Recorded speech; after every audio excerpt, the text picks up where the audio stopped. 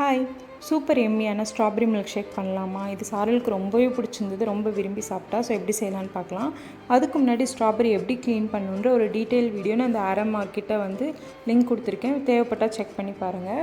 So நம்ம already clean பண்ணி வச்சுருக்கிற ஒரு ஸ்ட்ராபெரி ஒன்று ஃப்ரோசன் பண்ணி இல்லைனா ஃப்ரெஷ்ஷாக எப்படி வேணால் கூட மிக்சர் ஜாரில் சேர்த்துக்கோங்க.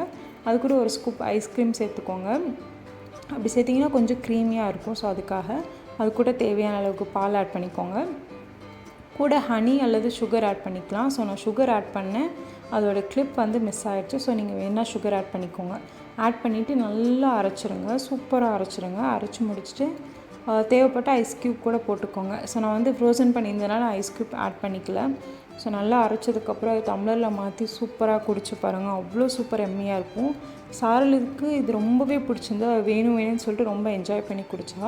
ஸோ ட்ரை பண்ணி பார்த்துட்டு எப்படி இருக்குன்னு சொல்லி கமெண்ட்டில் சொல்லுங்கள். பாய்.